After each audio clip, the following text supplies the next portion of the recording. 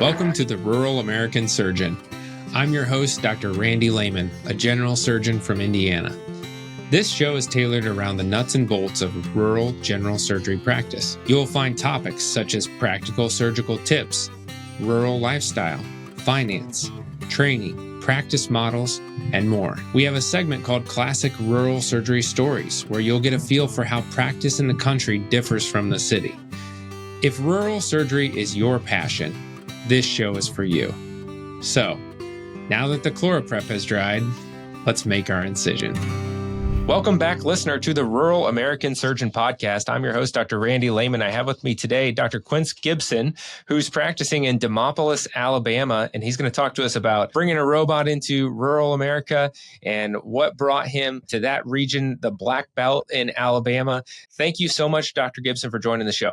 Absolutely. Good to be here. Let's start with an introduction of you. Could you tell us a little about your background and your practice over time and what you're doing now? Yeah, sure. So personally, I was born in the island of Jamaica and then immigrated to Canada. Met a girl after I was in college, and she brought me down to the United States, and I'm now a proud United States citizen. Went to medical school after spending 9 years in business and computing. And so this is a second career for me. I went to Loma Linda University, which I had a fantastic time. They taught me how to be a very good doctor, not just academically, but also from a character and integrity standpoint. I really appreciated that curriculum. Was fortunate enough to sneak into UAB. I don't know how I got in, but they took me and trained me for 5 years and subsequently hired me. And so they were expanding their rural surgery program and trying to have what they're called community partnerships. And so I was employed in Demopolis, Alabama. I'm currently serving as the general surgeon at Whitfield Regional Hospital. And I've been doing that for the last 4 years. So I'm still relatively a new surgeon, despite being old, if that makes sense. So you finished your training in 21? That's correct. Right. I was the second class. I wrote the second board exam that was remote. Gotcha. Yeah, I was the first class. You were the first. I got you. Yeah. So we're the same demographic from that regard. I've had a few guests on the podcast who have been from India, different places, and they've had to do J1 visa work going to rural. Is that what you have to do? Are you doing that too, or is it's something different? No, this is different. I became a U.S. citizen before I even contemplated medicine. In fact, there are still a little bit of differences. I was an F1 student when I was doing my master's. I was doing Master of Business Administration, and so I am familiar with the process of coming to the United States and studying, et cetera. Yeah, it's funny how you just have so many. And I have had one guest that was originally started on J1 visa, and I think that's what took him to the town that he ended up practicing in for like 40 years, Wow. And then you've got I've got friends of mine that were on J1 visa from training, and I trained up at Mayo Clinic. So that's like you talk about a melting pot. There's people from all over, Alexandria, Egypt, one of my buddies, and so then I've seen them go into different places for that reason. Some of them stay, some of them leave. And then there's do you know Dorothy Hughes? I don't. Or Tyler Hughes. Tyler Hughes is a leader in American College of Surgeons. He's a rural surgeon from Kansas. And his daughter has done a lot of public health work, specifically some of it related to rural surgery. She gave a presentation to us at the Northern Plains Rural Surgical Society, which is now North American Rural Surgical Society, about rural surgeons and whether there's two different people. There's people that were from the rural area and then came back. Mm-hmm. And then there was people that were from the urban area that decided they wanted something different. Mm-hmm. And went to the rural, and the motivations for all of this are kind of complex. And now I think you might be like my 36th or 37th podcast guest at this point, and I've seen a great variety. So and I would put myself in that second category. Definitely urban all the way, and then decided I wanted to be rural. Yeah. That's a great seg into the next segment of the show, which is why is rural surgery special to you? And I know there was a story about Baltimore, and maybe you can tie it all together. Absolutely. How did that come to be where you're in Demopolis? Yeah. So, I don't know if you're familiar with a show called The Wire. I've never watched it personally, but many people have told me about The Wire. Anyway, the story is that, there are wiretaps, and it's just about Baltimore and kind of the seedy underside of Baltimore. Well, I lived in one of those neighborhoods. Okay. So, inner city, and in that inner city, there are people there who are in a variety of different, living situations. I met a lady, wonderful lady, that was a widowed and sort of the matriarch of her family. And she became a real close part of our family. And she got metastatic breast cancer. Didn't tell us until it was too late. Was on a fixed income and wanted to avoid the healthcare, industry. Didn't want to be seen by a physician. Was trying to pray it away. Poor health literacy. And I was in business at this time. I think I was working at either University of Maryland or Lockheed Martin, one of those places. And we went to visit her, and she stopped breathing while we were there. And I had absolutely no clue what to do. I didn't know how to check for pulse.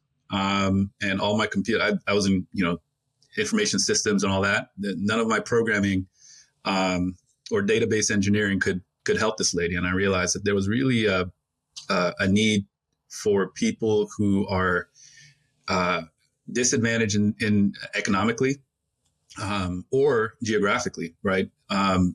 To get access to quality medical care. And so after she passed away, I did some introspection and decided to do a career change. And with 2 kids, house, I'm the only one working. My wife was homeschooling at the time. We decided to pack up and move to California, and the rest is history. And so now that lady, Athena, is still in the back of my mind when patients come and see me. I realized that when she died, she left a big gap in her community, because she was sort of a stabilizing force in the lives of other people in that community. If you can imagine, inner city Baltimore, there's a lot of there's a lot of unemployment, a lot of lack of education, poverty, and so her dying left her family at a really big disadvantage. She was the home that everyone went to when they got kicked out of somewhere else. And so now she wasn't there. And so I realized, as a physician, you really have the opportunity to help keep communities together. And Athena really helped me to realize that. And so as I made the trek through medicine, I really did have a motivating factor. I think that stayed with me all the way through residency. Now, I was actually supposed to go to overseas to do mission work with my church as a physician. So they had, I heard in one of your programs, there's a PACS residency, for example, that you're familiar with. Mm-hmm. I was doing some, so there are hospitals where I had the opportunity to go to one in residency where I would have gone to as a surgeon. But then one of my son got sick, and we decided to stay in the United States. And I thought, what could I do to have that same impact here? And I realized that there is a big field here in rural surgery, particularly in Western rural Alabama, which has some of the poorest counties and some of the poorest living situations and disadvantaged folks that you'll see probably in some, not just nationally, but internationally. And so I thought I could make a big impact here. And that's what led me to the current position that I'm in. Yeah. Has it been what you expected it to be? Yeah. Yes and no. So I thought that I was going to be doing a good, just helping disadvantaged people, but I didn't realize the extent of poverty here. My wife participates in some of the community programs here, and we had to go to some of the trailer parks and just see some of the children. I've gone with her to do these reading programs and teaching some of these kids to read. And wow, we spent a month together as a family in in Malawi, at Malamula Hospital in Malamula, Malawi. And I saw poverty there. And I got to tell you that it's actually a little bit more sad here because we live in the richest country in the world and we're still seeing some of the same things, right? And so that has been a little surprising. So give me, like, specifically tell me, like, give me a little more color to that. So like places with no running water, power, anything like that, or what else? Yeah. I mean, sure. So, there are people who don't have running water because the bill isn't paid. There are people who, we have these single wide trailers with like 12 people in them, very, very filthy conditions sometimes. I when I close a wound for surgery, I've got to think long and hard about that, sending that person home sometimes. And I'm not saying that's for everybody, but I have to think long and hard, like, is this amputation site going to survive this, the environment I'm sending it to? So, there are places with, well water, there are places where people don't have any transportation. It's just living conditions are just horrendous in some respects. And I know that can be in urban areas as well, but I've just seen it more pronounced here. We have the poverty rate in some of the counties here are in excess of 31%, which is some of the highest in the country.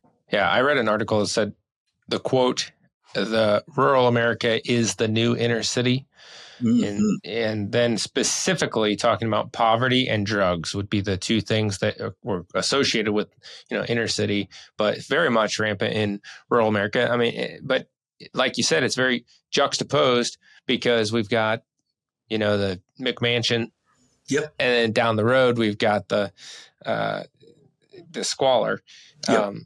The cleanliness is its own thing, because like my grandpa, he's 95 now, and he was born the same month that the Great Depression started.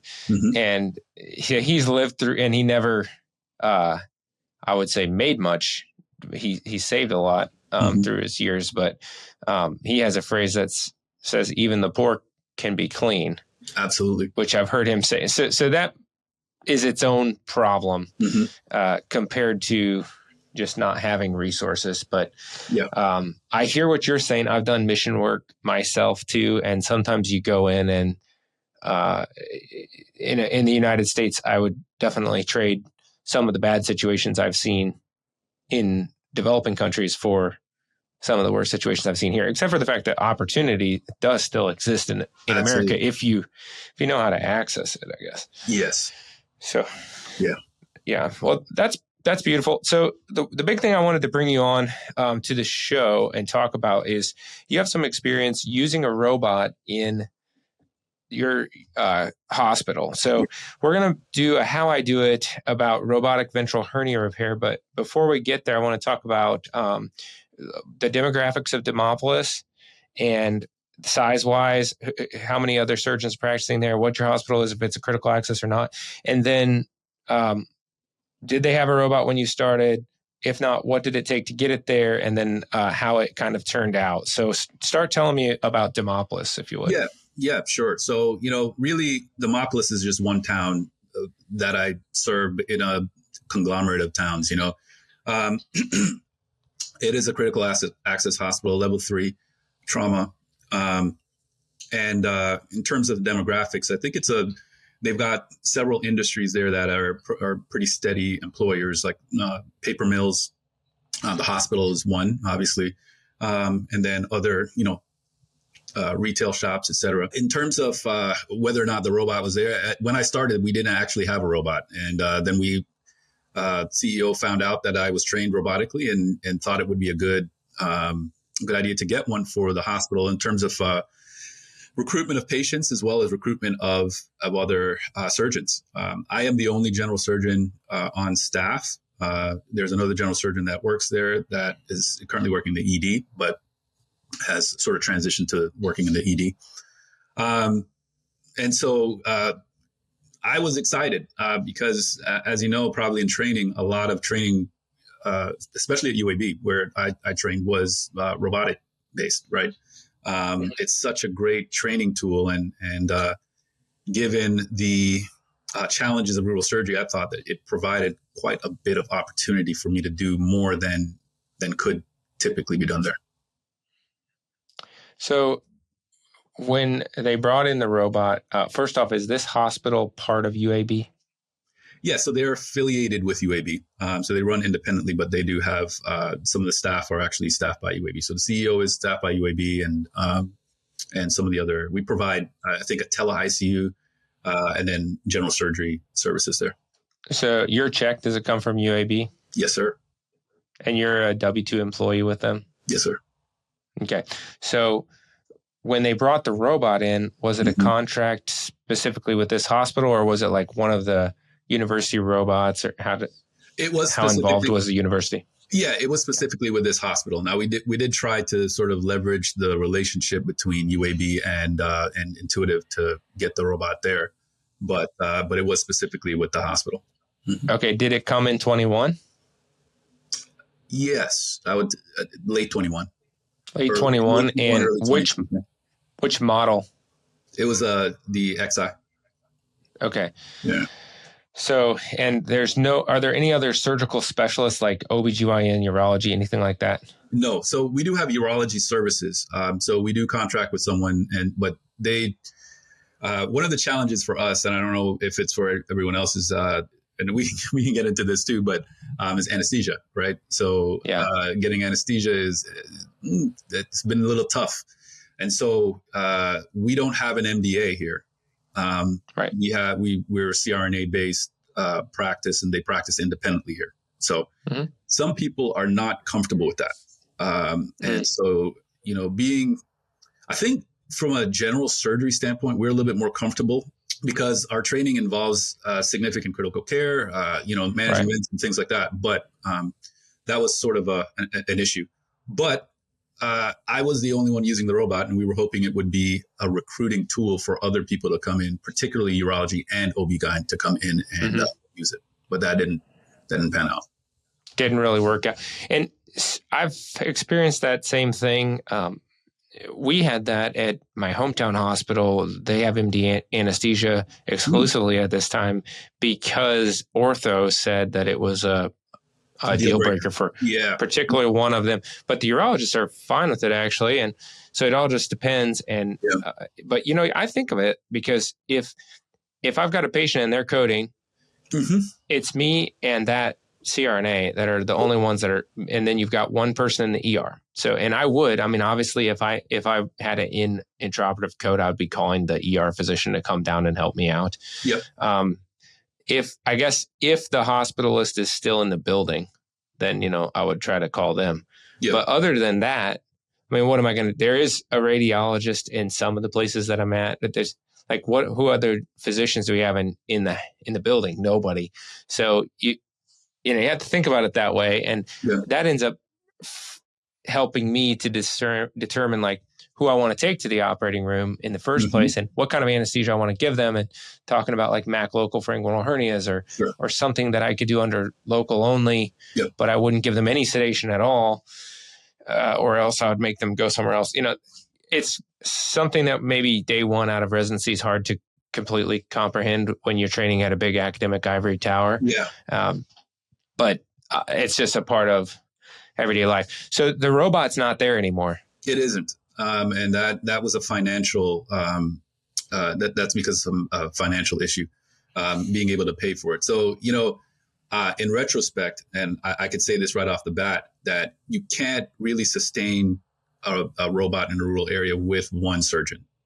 The robot has to be used. Now, surgeons can't operate 24/7, or 5 days a week, because they have to be in clinic sometimes to actually get those patients to operate on. And so you really need someone who is also operating and using the robot in order to sort of make it economically feasible.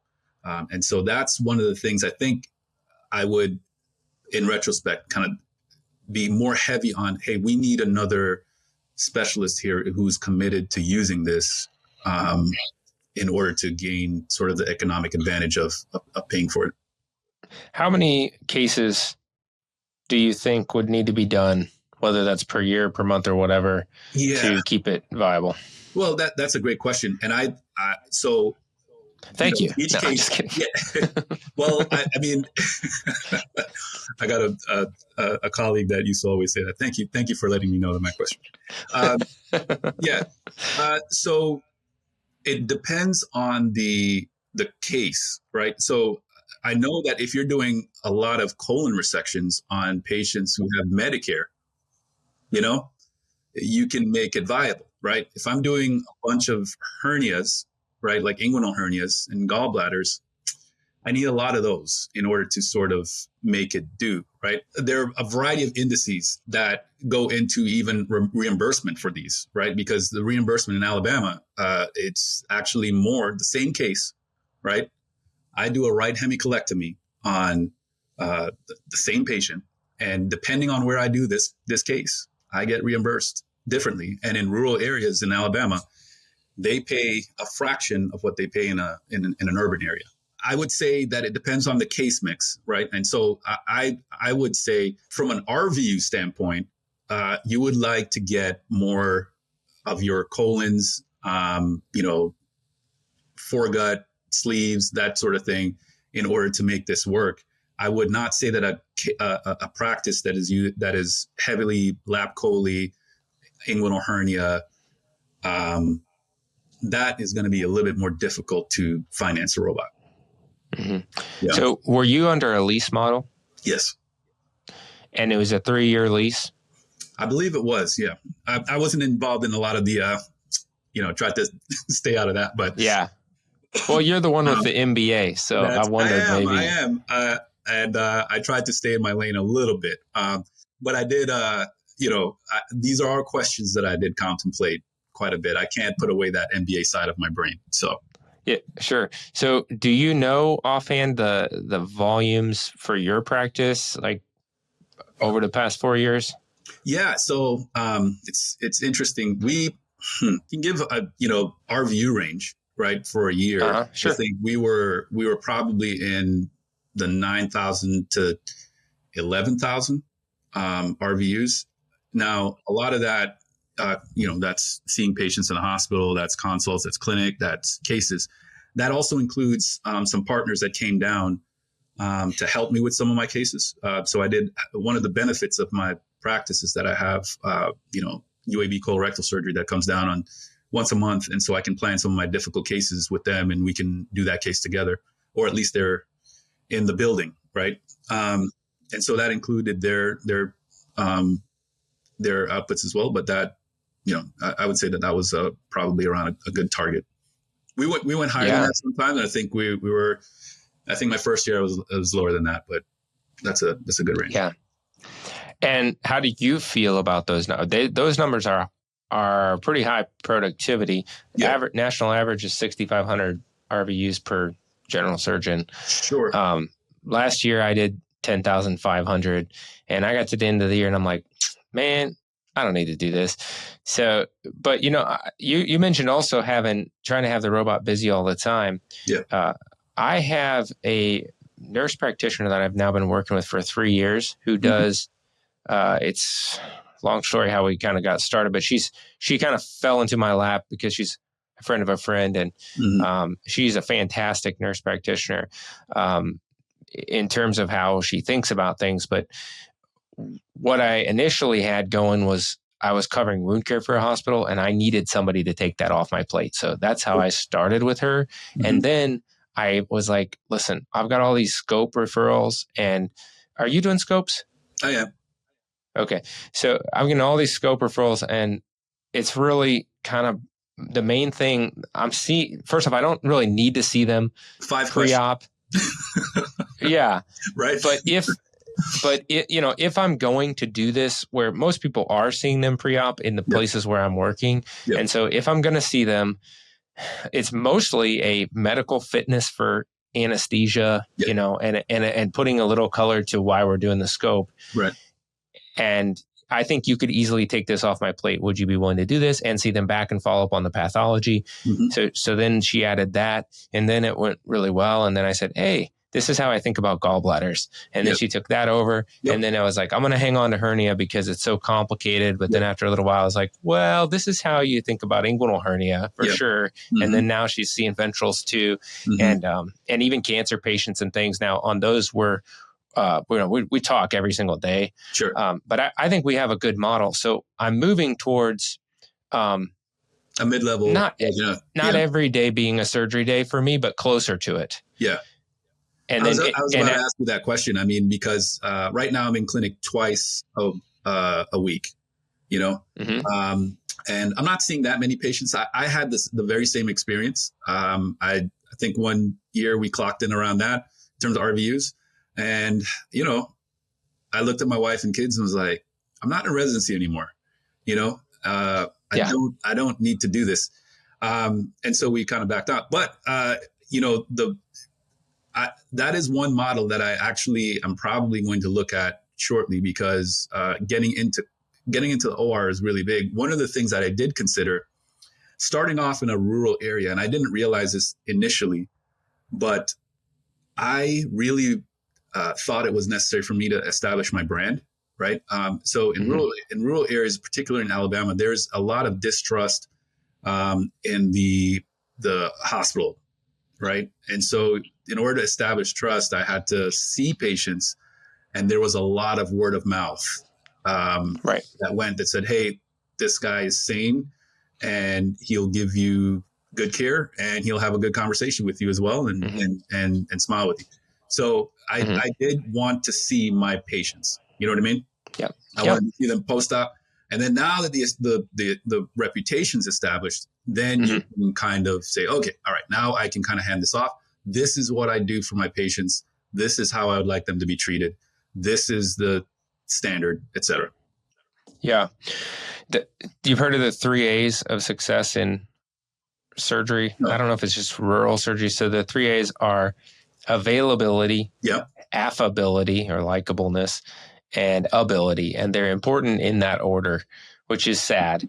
But basically, if you're just there, that's step one. That's like the most important thing. The next most important thing is, likability. And finally, the ability, which is, of course, you wish it was, you spend all this time. Yeah. What I actually just went out to Phoenix this weekend, last weekend, and gave grand rounds on rural surgery at a surgery residency program in Phoenix, where the program director helped train me at Mayo, basically. And then he came out there and said, some of our residents are asking about this topic. And I'm like, well, I am the expert on that topic, and not expert on many things. But so we had a great discussion, and I told them that if you go ignore duty hours, basically, and don't think of work-life balance during the 5-year period of time that is your residency, if you just kind of do what you got to do to get as good as you possibly can for surgery, all that comes back to you when you're out in practice, because you're not having that complication, which would have consumed so much of your time. Your practice is so much more efficient. You save so much time on every single case because you're quicker, and more efficient. And that's your lifelong. So that's like a little dump in training, and then it'll come back to you in spades. So that's where the ability thing, the patients don't know or care. I mean, I tell them I trained at Mayo Clinic. That plays, people like that, and they know that that's going to be a good training program. But do they really, really know? All they have to go on is their incision, and whether they had a complication and how they interact with you, and and like you.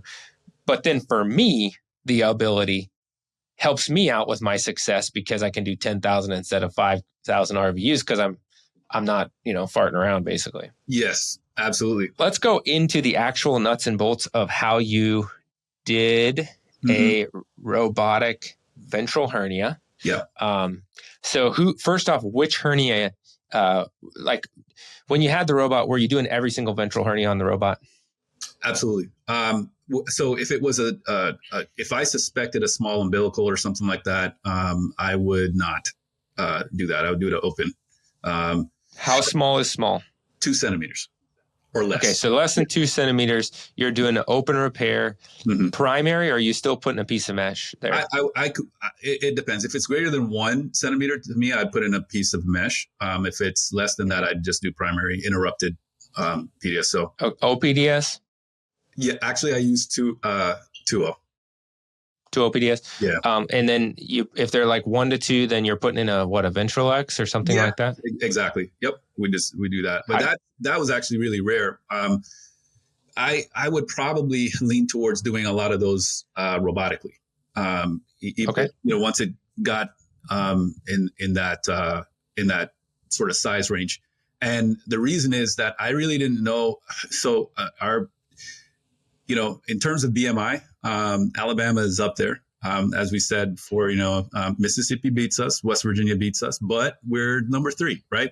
And so appreciating the size without a CT or even with a CT is a little bit difficult. So I would lean more to the robot. I've been surprised a little bit, too often for me to. So I'd actually lean towards doing it robotically.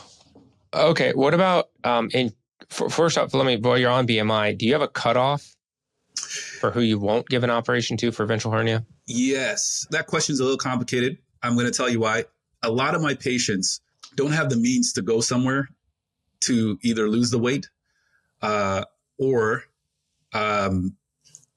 they also, I am worried about people getting incarcerated, so it's a BMI cutoff with size, if that makes sense, right? Like if I see something that looks like, do I want to be doing this emergently in this person with a 45 BMI at 2 a.m. by myself, right?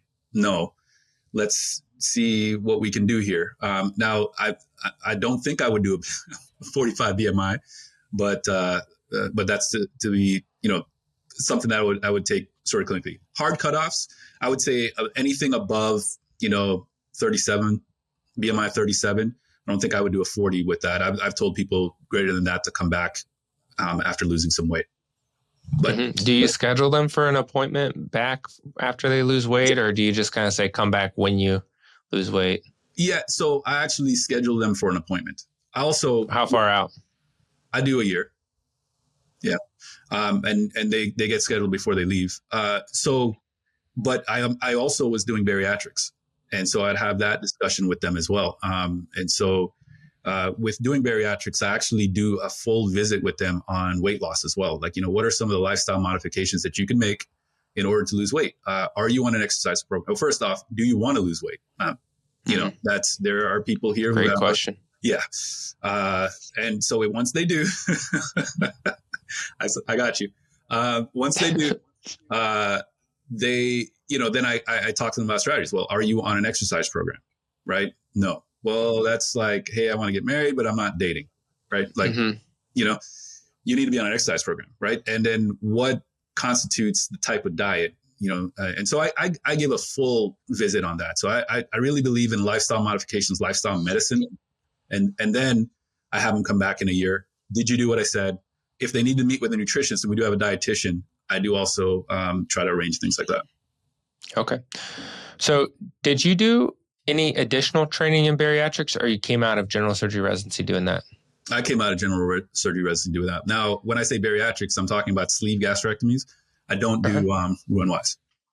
So then you're connected still with UAB. So then do you send those people that they say they have reflux or whatever, not a good candidate for a sleeve? Did it just this week. Yeah. So yeah, I do send people, and we do have a bariatrics team at UAB with a weight loss clinic. Now the major issue was insurance, right? Like we had, as a rural access hospital, we were trying to even do Medicaid patients with bariatrics. So we were doing some of those. Very difficult to get them.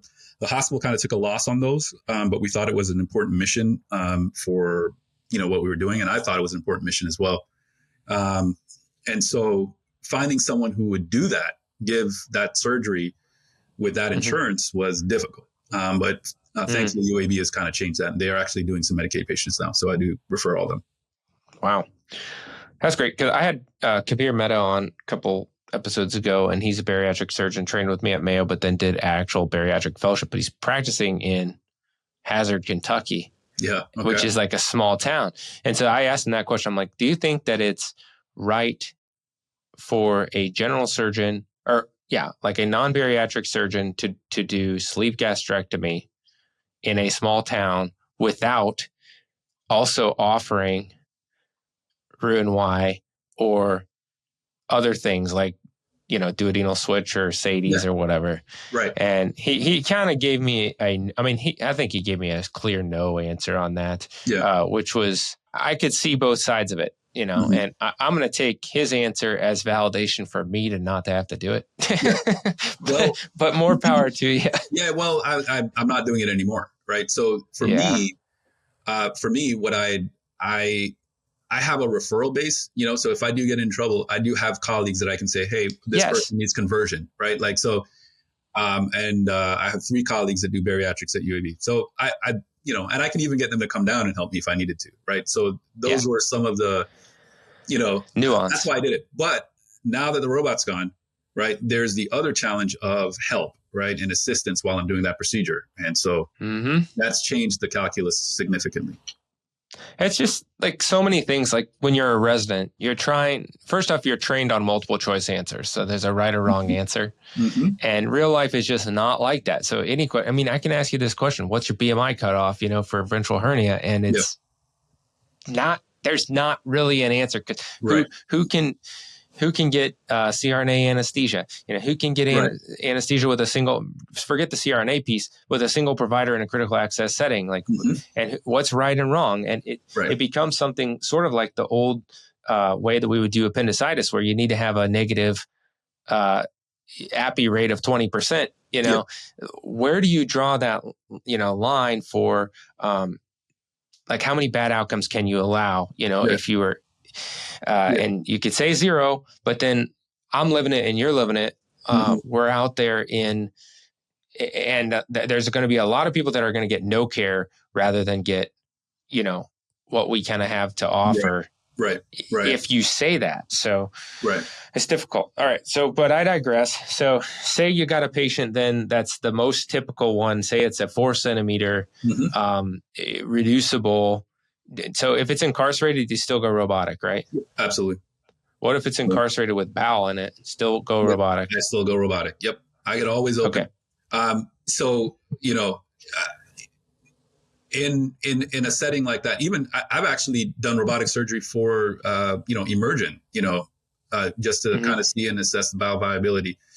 We used to have ICG availability. I'd use that to kind of help assess bowel availability if needed.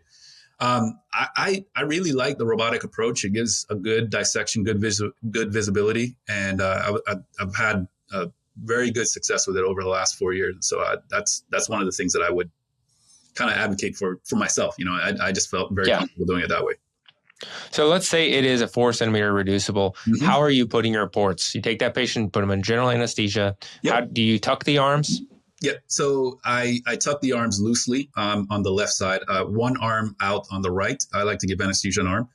And I do it the same way every time. So, my staff knows we need to do it the same way. I varus in. I've just always varused and not a cut down person. My colleague. At Palmer's Point or where? At Palmer's Point. Okay. And after varusing in and obtaining, pneumoperitoneum, I actually put a 12 port on the patient's right flank, and I OptiView in with that. It saves me having to switch out ports and doing different cameras because the robotic camera can fit down a 12 port. So I would go in that way, and it's also easier to pass mesh and sutures through that port. So I do that. And then on the patient's left side, as low as possible on direct visualization, I'd put 3 ports, 3 robotic 8 millimeter ports. And I do upper flank, mid flank, lower flank. So your 12 that you put on the right flank, is that like straight out from the umbilicus or? Yeah, I put it straight out from the umbilicus. And then, I kind of have the scary moment for that is like, am I going into the colon, right? But I try to be as lateral as possible. Depending on the size of the hernia, I kind of know, am I going to have enough overlap? Is this port going to be in the way of me putting the mesh? And I've never generally had a problem with that. And I kind of really dumbed this down because, well, first off, this is basically for myself. My listener wants to know, which is basically me, exactly how you do this. So it's been a while since I've done a varus at Palmer's Point. Yeah. You make a tiny skin nick there, and then you bring your varus needle in with nothing on it, or do you have a little bit of water sitting on it? Yeah, actually, I do it with nothing on it. So I use an 11 blade tiny nick, and then I go through the skin.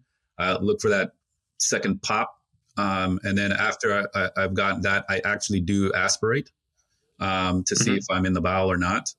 If I'm not, I do inject a little saline, look for my saline drop test, and then I attach my insufflation and watch my pressures. I do have med students there, so we go over the, PV equals NRT, all that. But I watch that very, very closely to make sure that, I'm in the right space. After we've achieved pneumoperitoneum, I actually OptiView in. I do have colleagues, and sometimes I've done this. I've actually, if I have a problem with the Palmer's Point, I leave with the varus at the Palmer's Point. Like I'm not getting the right, we're not getting insufflation or something's going on. I actually do OptiView in just with the 12 port. I've done that many times as well. Without that's in the right lateral abdomen. You OptiView in with and that's obviously a radially dilating 12. Correct. Not the Hassan port. Correct.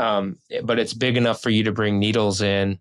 And so that's where your assistant's bringing that, and your mesh obviously is coming in through there. Right. And it's right so what about the camera, right? So I get to see them as they're coming in. I think that that's important because I've had some, in residency, there was a patient I had where a blind sort of assistant, created an iatrogenic bowel injury, right? And I think that visualization while you're having an assistant, particularly in a rural setting, is really, really good. A good practice, because as you're watching those needles coming in and out, you want to minimize the number of passes, and you also want to be able to watch what's going on so that you can recognize. That's the number one complication, right? A missed hollow viscous injury.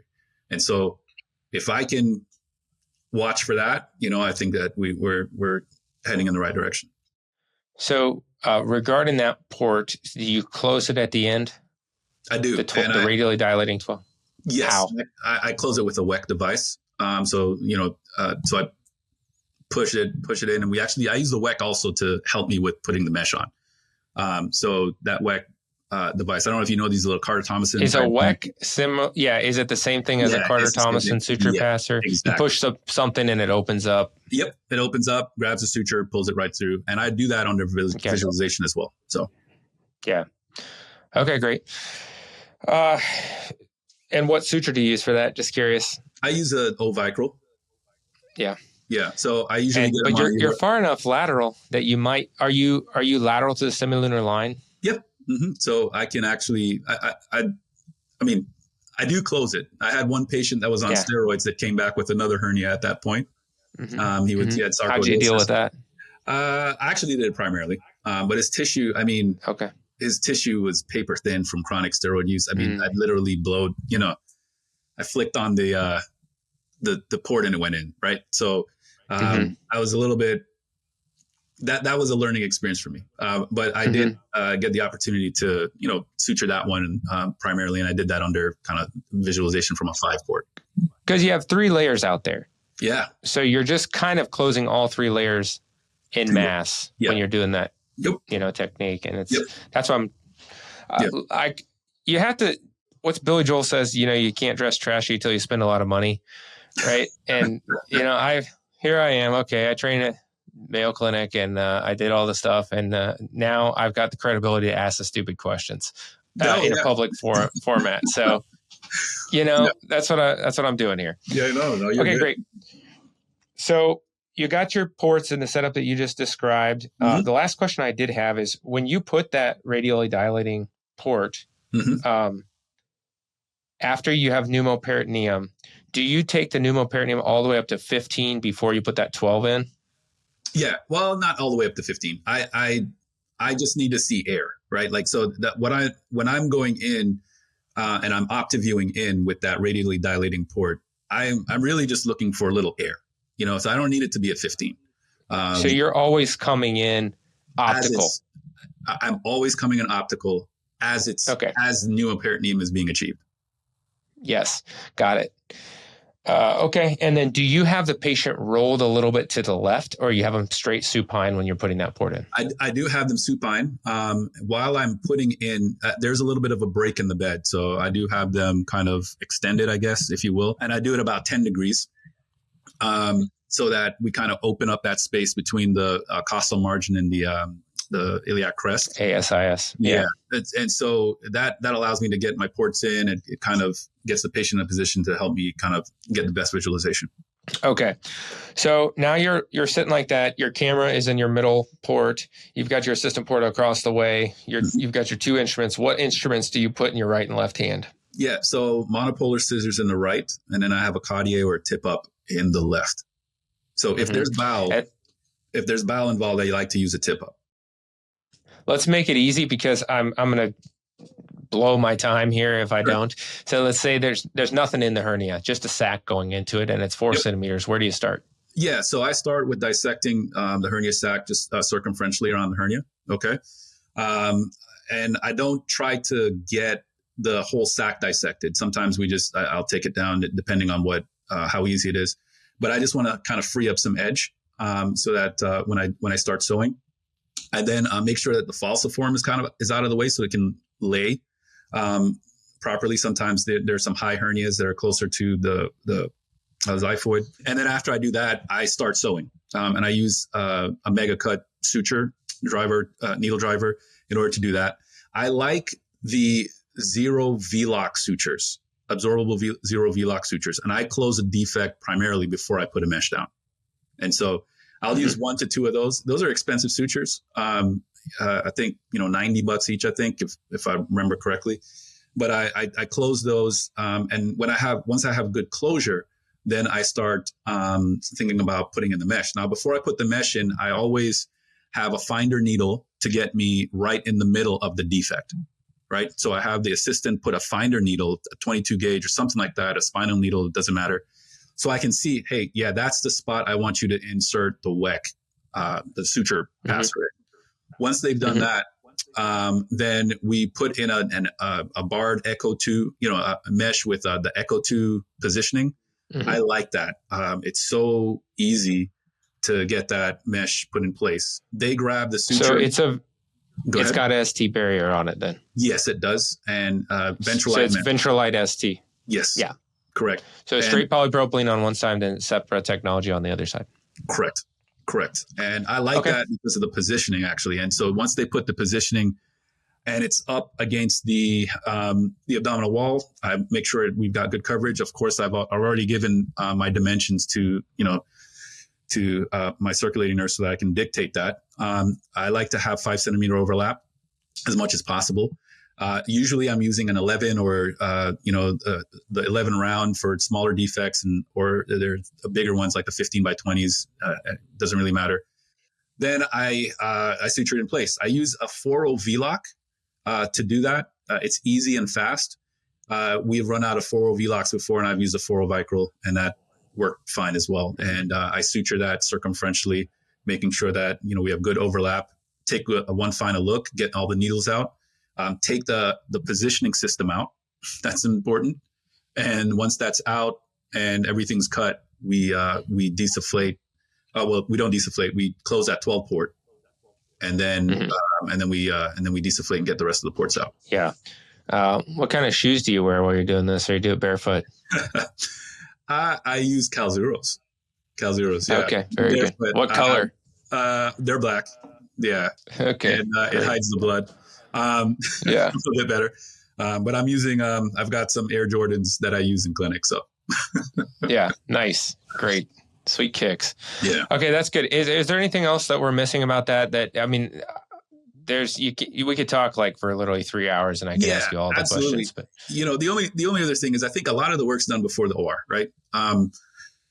It's patient selection, right? And that's to me more, art than science. Just from what I've been going through in my, patient demographics, I just know there's some patients I feel using the science evidence, I can then make decisions about people who are, on the borderline and so forth. And I think that doing that workup ahead of time is good. I like to get a CT on everybody, Mhm. I just think it's good. We've caught a lot of other things on a CT, and there is prevalent. There's a tendency for some people not to go to the doctor for a lot of things. So, we catch, renal masses, we catch adrenal masses, we catch all sorts of different things sometimes. And we catch an inguinal, a very large one. Mhm. And so I like to do that as well. And those are probably the only other things I would mention. Do you make sure the patient's up to date on their screening colonoscopy before you do a ventral hernia repair? I do not. That is a good idea, but I don't.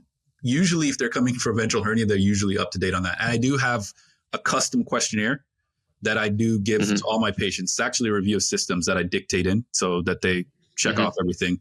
Thoughts of suicide, family history of colon cancer, and all sorts of other questions that I really, because one of the things about real surgery that I think we need to keep in mind is that sometimes we're actually the primary care physician, and that's just a more of a reality in rural settings than it is in urban settings. Right. And that's where I just try to do the things for myself. The way I've kind of approached that is, if it's something that I'm offering, like screening colonoscopy, it's just kind of poor form if I have just fixed a ventral hernia and then all of a sudden I have to cut straight through that mesh to do a colectomy. If it's something simple that we can do now, I might have had one patient or two patients maybe to just say, I just can't get my mind around it, I refuse. And then of course you got Cologuard as an option. So I've gotten people to do that. I don't spend my whole life doing, it's just, you got the patient and it's part of maybe your bias of, I could just see this happening, And so that's one thing that I've kind of specifically try to ask them about. But and all right. Yep, go ahead. I was just going to say it, and then you have the patients who have, by the way, I'm also having right upper quadrant pain. So what do I do in that scenario? So we try to offer and do things sequentially, and also take into consideration what the patient can tolerate and what they want to tolerate, So say they said that, and then you got an ultrasound, they have gallstones. Yeah. Then do you ever fix a hernia and do the gallbladder at the same time? I try not to do that. I don't like some of the gallbladders in Alabama, and I hear everybody talk about Irish gallbladders, and but sometimes we've gotten into some pretty dicey situations, and I don't like doing that. So I've had them either fix one first, wait a few, and then get the other depending on if they're symptomatic. I think the gallbladder is priority. Yeah, so, I agree. That's exactly what I'm not. There's actually, I don't think necessarily a right or wrong. So just because I agree doesn't mean that we're right. But that is exactly what I do too. Well, I mean, it is what it is. But how long? Just curious, how long do you wait between if they did want them both fixed? What would be the minimum amount of time between the two cases that you would wait to fix a hernia? Oh, I don't think we have to wait do the 6 weeks or anything like that. I think 4 weeks, 3 weeks. I wouldn't mind. I don't have to wait for an anastomosis to heal. I don't have to wait for any of that. So I usually do. I know, historically with open surgery, you have this period of time where your bowel is just completely gelatinized and very fraught with danger. Yeah, that I've been told from 2 to 6 weeks, right? But laparoscopic surgery isn't necessarily the same. You could come back in 4 weeks later and there's nothing there. But I've always told them 6 weeks anyway, because time you get it scheduled and everything. But I was just curious. So perfect. Let's move on to the next segment of our show. That's called the Financial Corner. Do you have a financial tip you'd like to share with our listener? Yeah. Get rid of debt like the plague. That's one thing that I would highly recommend. I've listened to Ramsey, I've listened to Pill Method, and I've listened to a bunch of other podcasts, and then I also have an MBA, right? So that doesn't, by the way, make you any more financially savvy than other people. But debt, I think, is probably the biggest sort of issue that I think other people that's stopping us from being financially free. And so getting rid of that, I think, is really important. Also, interest management, right? So managing the interest on things is really good. If you do take out any loans, which I don't advise, I think it's good to pay for things cash. then then watching the interest and managing that very well is good. The last thing I would say too is just stay within your means, right? Like a lot of people have big eyes, and that's what we say in Jamaica. You have big eyes, meaning that there's a little bit of like, hey, I want that. I really want that, but you can't afford it, dude. So don't get it, so just stay. How do you know if you can afford something? If you can afford something, so for me, I look at how many debts I have, right? Like if I'm paying for something, if I have debts, I really can't afford to get something that's a luxury, number one. So I think it really depends on personal spending, right? The other thing too is, if you need to actually get some sort of loan out for this, right? Think long and hard about whether you actually need to get that thing, right? Can you save up for it? Like for me, I don't buy new cars, just not worth it for me, because I like to buy them cash, right? And then I don't try to put, I don't think, I try to not get loans for things that are not necessarily that, essential for me. And so I have a mortgage, I have some student loan debt, and that's about it. And I don't plan on getting anything more. I plan to put my daughter through college, and that's about it. Mm-hmm.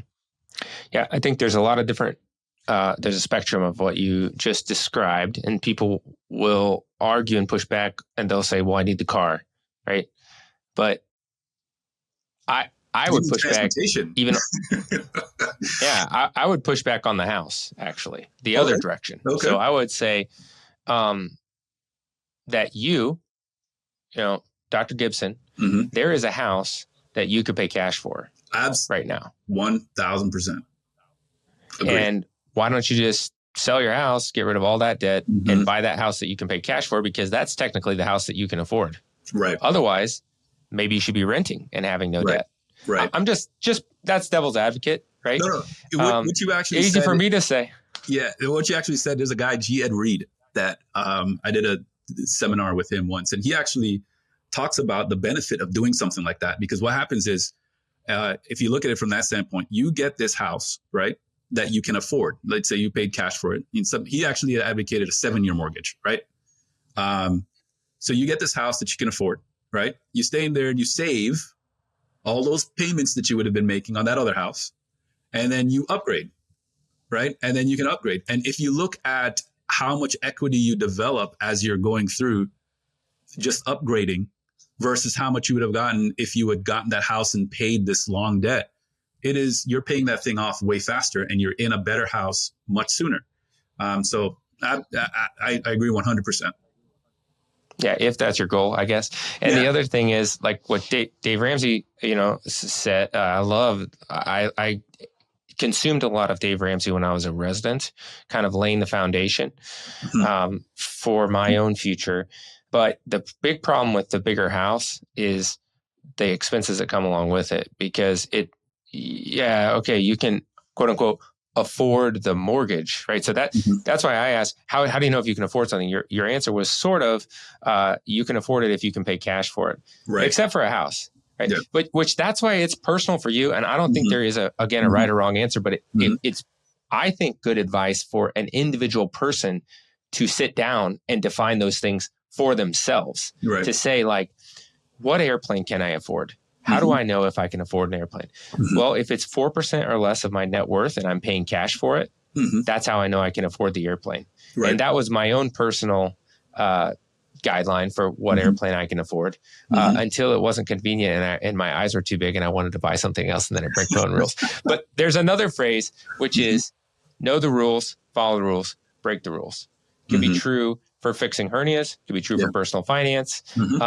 It's actually generally applicable across a lot of disciplines or whatever. Could be true for, parenting, Absolutely. your different things, and understanding when it is actually right to break the rule and do the other thing. So, those are musings of a rural surgeon on a Sunday afternoon. So, Absolutely. Anything else to add to that, or shall we move on?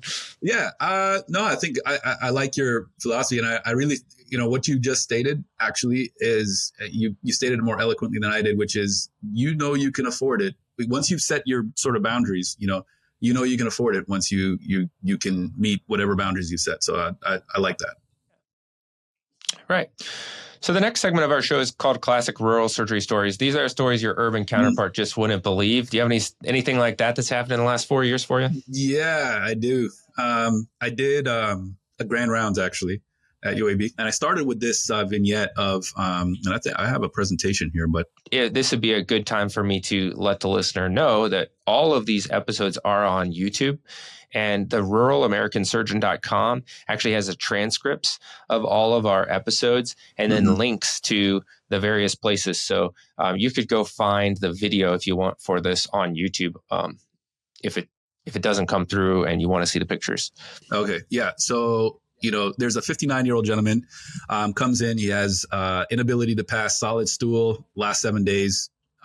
Nothing's working for him. We got a CT that shows a transition point in the proximal transverse colon, heavy drinker, lactic is 2, and then we see a little bit of pneumatosis there, right? So I take him to the operating room. Obviously, he's got a large bowel obstruction.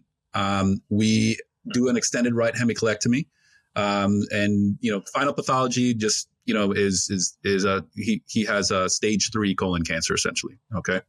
But on post-op day 2, he gets diaphoretic, agitated, altered. He was a heavy drinker. I'm thinking DTs. But then, vitals start getting a little bit out of whack. And so we look at him, got a CT, and he looks like he's having some post-op bleeding, right? And so on the CT, we see a little free fluid around the liver.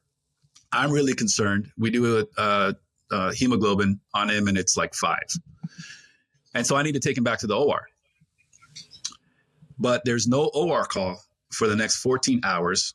All the surgical hospitals are on diversion, and we're running out of blood in the hospital. We're like on our last for him. So I'm at home, come in, we see the guy, and now I'm calling everybody I can, and everybody's on diversion. Can't get him in. What do I do? Wait 14 hours until we get staff? Ask my ED doctor to run an anesthesia machine for me? Or what? Right? And so I literally had to transfuse this guy with crystalloid and product until we were able to get to the operating room, because the earliest bed that was available was not going to be there on time. And also taking into consideration the travel time. And so that story is how I started Grand Rounds. And then I said, welcome, welcome to rural Alabama. So, that story kind of highlights to me some of the challenges that we face, right? Like, it's resource management. It is how to take care of patients, not in a setting where you have a urologist available if you make a bladder injury, an ICU with, staffed by anesthesia and critical care doctors, interventional radiology to help you with, abscesses and all sorts of other things. It's like, how do I plan to help these people when I don't have that safety net that you trained with in residency, right? The thinking that I had in residency, being trained in an academic center, was like, hey, the answer is to get this person. The answer is to get that person. The answer is to get this test and that test. Well, there's none of that. Now what?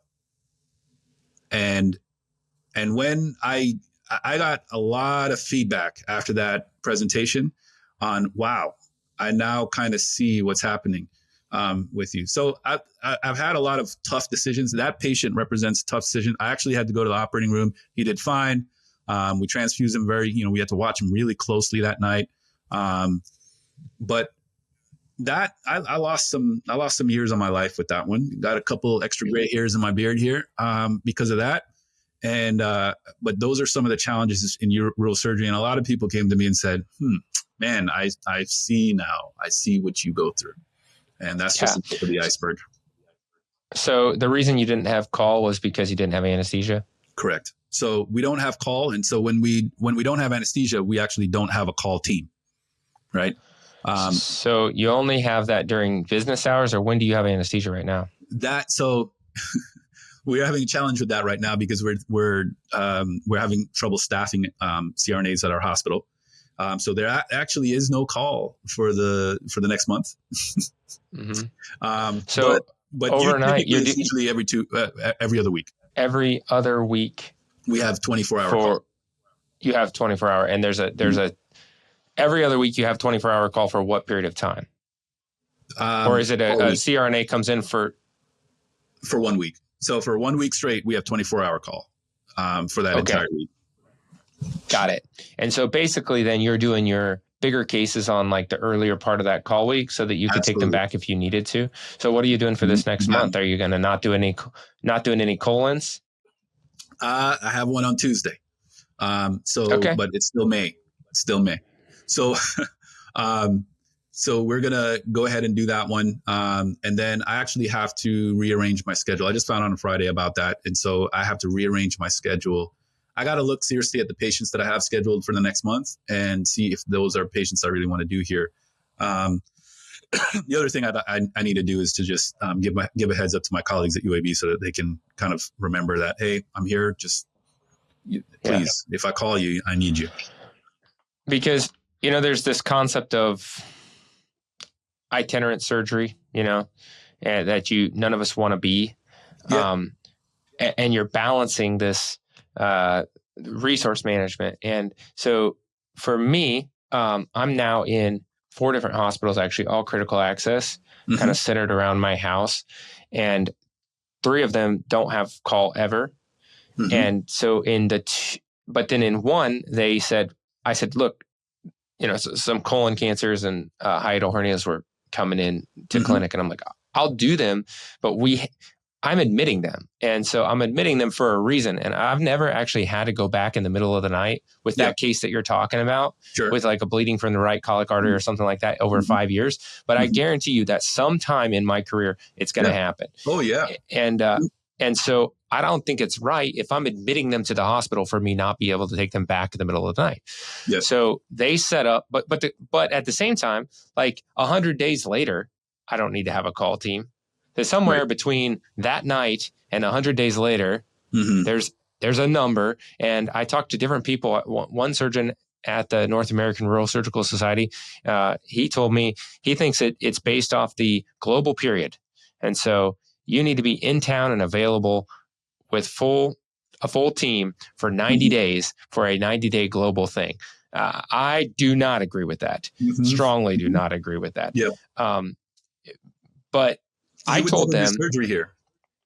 Right. You would never, ever do any surgery, and then they would all have to travel, and a lot of it wouldn't get done in the first place. So, and you're not a bad surgeon for not doing it, but you have to figure out, this is kind of like a personal finance thing. You have to figure out for you and your patients, like what you're okay with. And so I ended up telling that hospital, we agreed for 24 hours, they have a nurse, a tech, and anesthesia that they're paying to be on call for those cases.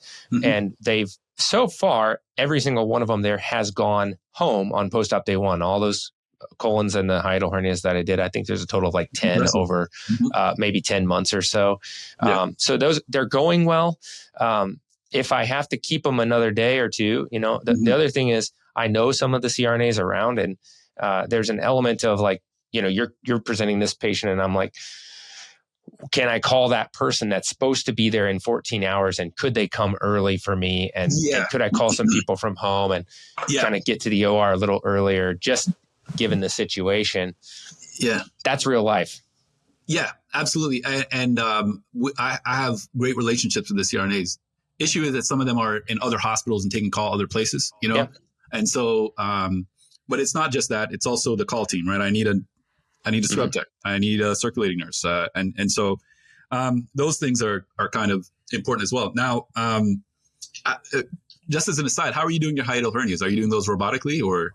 Laparoscopic, yeah. Wow. I don't have a robot anywhere. Yeah, I just do them lap with endo stitch, and basically I usually I use a 50 French bougie. Yeah. I do I did one Nissen only, but I don't think I would do any more Nissens, just because of gas bloat. And I think the anti-reflux component of a toupee is just as good as a Nissen, but without as much gas bloat. So I do a lot of toupees. And then for the larger hiatal hernias, well, if I'm just doing it for reflux and there's no hiatal hernia, then I do a manometry and a pH test beforehand. But if it's just like a larger, like a type 3 paraesophageal hernia, I just assume that their esophagus doesn't work. And I usually do an anterior door, like a 3-stitch door fundoplication. Gotcha. That's gone pretty well for me. And then sometimes if they have a really foreshortened esophagus, I do a collis, and I just do that down with the little stapler, purple load stapler, onto the 50 French bougie. And gotcha. Well, the reason I asked you is that I was doing those robotically, right? And for me, assistance. I've been a robotic surgeon, I guess, for the last 4 years. And so now I'm transitioning back to being laparoscopic, right? Where I was doing everything robotically. And so one of the things that I was contemplating was whether or not I was going to actually have to get an assistant, to kind of help me. And what are you doing in terms of assistance? Is it just you with the tech, or do you have somebody? Yeah. I started at one place. Welcome to my podcast, by the way. Thank you. Hey, great question. I'm asking you all the questions. Sorry about that. I started at one critical access hospital where there were 2 other surgeons. And part of the reason I took that job is because there were other surgeons there. Turns out I may not have needed them. Well, one of my mentors, I talked to them shortly after I started there about some things, and his exact words were, with your training, you actually don't need them as much as you think that you need them. And that, to a certain degree, it was kind of true, but especially for the hiatal hernias, my senior partner, Dr. Shu, did scrub probably my first 6 with me. And it was very helpful. He's so good to operate with because he never tells me what to do, but he just it's an unspoken language between surgeons where it's like, oh, he just points something out, but you know what he's saying. He's saying, do this. And it's like, yes. Okay. Thank you. And then we keep talking about what our favorite food is and everything. Then I started doing a few on my own. It just happened because he was out of town and timing and everything on little ones. But then I would have him do the bigger ones with me still for a while. And now I haven't had him do them with me maybe for a year or so. And so it's not as easy with the techs, but the nice part about it's good and bad. You get a tech and you can't change them, and they're 65 years old and the camera's wandering and everything. But you just have to. Most of the techs I work with are very good, and I mean all of them are very good actually. But they have different levels of skill and things that they're specifically good at. Like one tech that's really interested in varicose veins, and she goes above and beyond. And if I need wires and stuff, she's doing fancy next level, really, really enjoying that for some reason. Other people enjoy laparoscopic, but basically I have the assistant port, and I stand between the patient's legs, and then a camera operator stands off to the patient's right, and then I have my assistant on the patient's left. And then actually they're usually operating the camera and assisting, but then they'll trade off when they are really involved with assisting. And so that means mainly holding up the omentum and holding it out for me as I'm taking the short gastrics. That's one big thing. And then I just usually grab the instrument, stick it where I want. Like if I'm trying to retract the stomach out, and then I do my dissection, or I'm doing my stitching at the hiatus. It's more or less just I put them where I want them to stay here. And then I train them because I use the ligature. So as I'm taking the shorties, I'll grab the stomach, take my bite, and I'll say, now, go. So while I'm sealing, they're grabbing up higher to retract a little bit. And some of them can get it and some of them can't. And if they can't, it takes me basically an extra probably 10 minutes, 150 seconds, to do it for them. and you just try not to lose your mind, because mostly things are so efficient for me actually because I don't have to walk so far from the pre-op to the surgery area, and everything's like right there in that tiny little hospital. It's basically, these hospitals are like a surgery center with a hospital attached to them. You know, absolutely. And so there's other ways that I'm making up for time, not necessarily always having the same team at every place, because each hospital has its own, where really I can still crank it out and get home in a decent time. So I'm happy. Well, that's fantastic. I mean, I think you've got a really good setup. The reason I ask is because, that's one of my major concerns is assistance. Right now that the robot's gone, I control that assistant arm. I control the camera.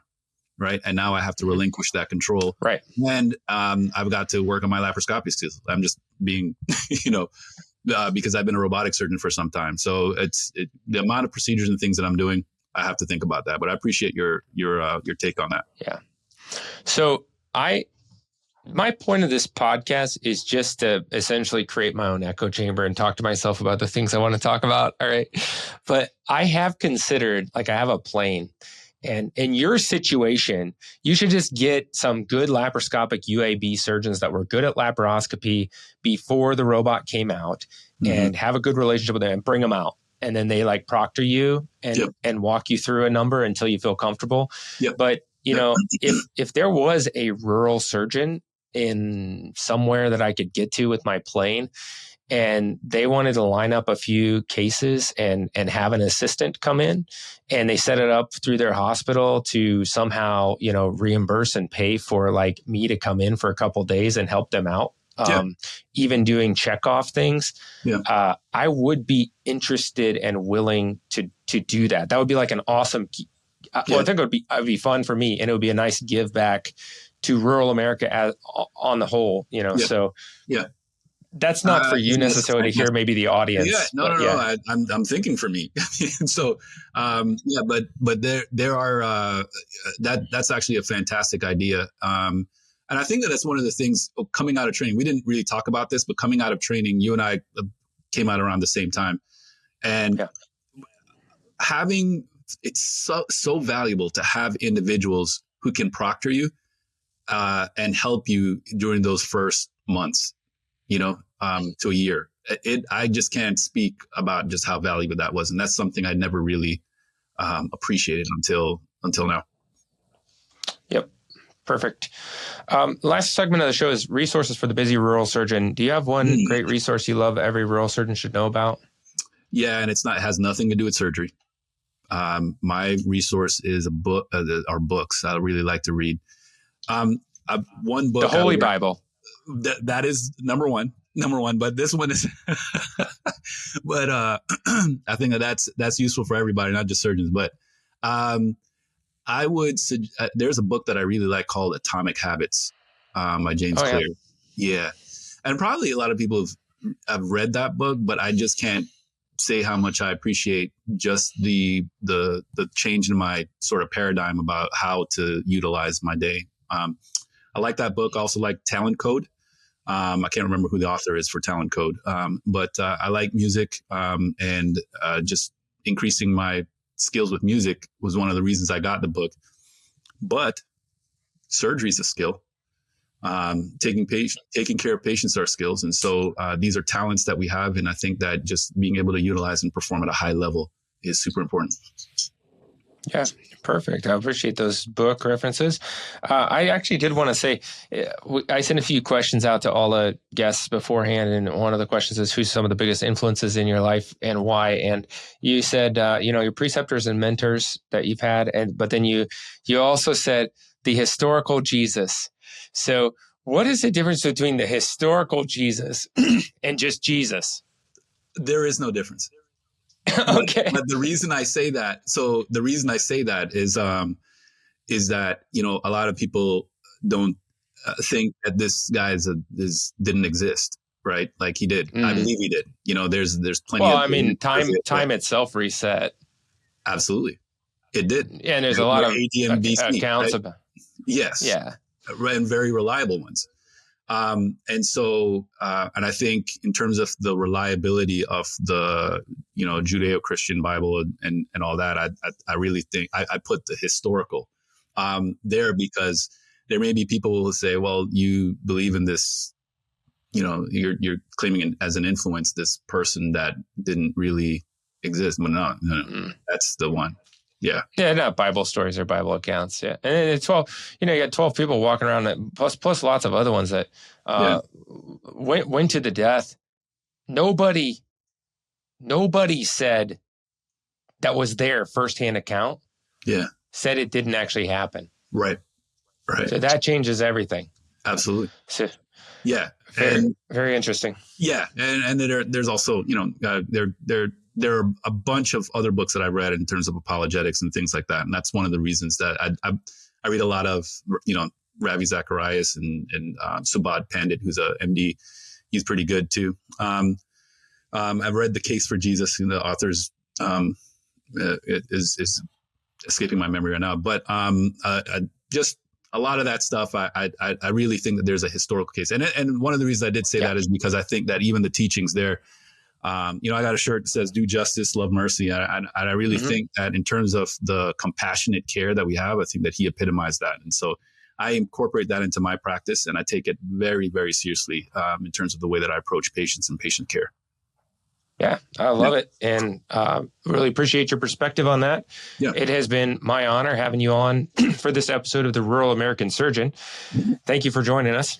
The honor has been all mine. Thank you so much. And I enjoyed this chat.